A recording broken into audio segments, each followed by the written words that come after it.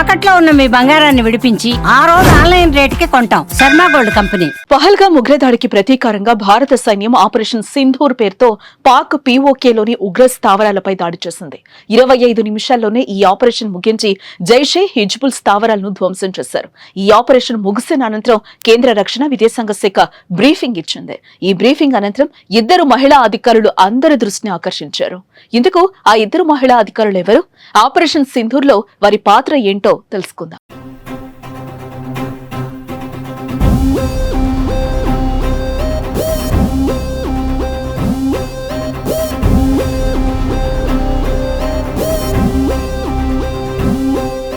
ఇక బ్రీఫింగ్ ఇచ్చిన 2 మహిళా అధికారుల్లో ఒకరు కర్నల్ సోఫియా ఖురేషీ కాగా మరొకరు వింగ్ కమాండర్ వ్యోమికా సింగ్.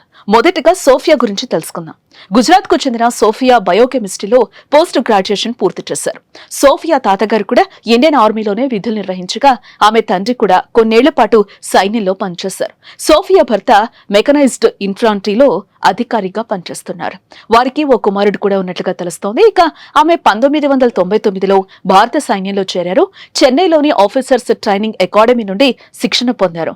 ఆ తర్వాత ఆమె ఆర్మీలో లెఫ్టినెంట్ గా నియమితులయ్యారు. సోఫియా ఖురేషీ ఐక్యరాజ్య సమితి శాంతి పరిరక్షక దళంలో 6 సంవత్సరాలు పనిచేశారు. ముఖ్యంగా 2016లో పూణేలో జరిగిన ఎక్సర్సైజ్ 18 పేరిట భారత ఆర్మీకి చెందిన బృందానికి నాయకత్వం వహించి చరిత్ర సృష్టించారు. అది మల్టీనేషనల్ మిలిటరీ ఎక్సర్సైజ్. దానిలో 18 దేశాలు పాల్గొన్నాయి.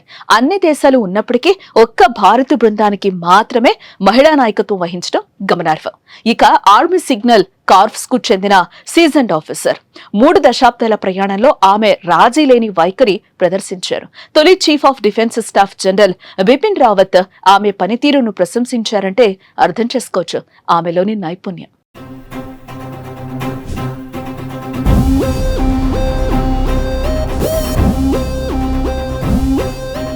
ఇక బ్రీఫింగ్ ఇచ్చిన వారిలో మరొకరు వింగ్ కమాండర్ వ్యోమికా సింగ్. చిన్నప్పుడే పైలట్ కావాలని కలలు కన్న వ్యోమికా సింగ్ చదువుకునే రోజుల్లో ఎన్సీసీలో చేరారు. ఇంజనీరింగ్ విద్యను పూర్తి చేసిన ఆమె తన కలకు తగ్గట్టుగా భారత వైమానిక దళంలోని హెలికాప్టర్ పైలట్ గా వృత్తి జీవితాన్ని ప్రారంభించారు. డిసెంబర్ 18, 2019 ఫ్లయింగ్ బ్రాంచ్ లో శాశ్వత కమిషన్ హోదా పొందారు. తన కుటుంబం నుంచి భారత భద్రతా బలగాల్లో చేరిన తొలి వ్యక్తి ఆమె కావటం విశేషం.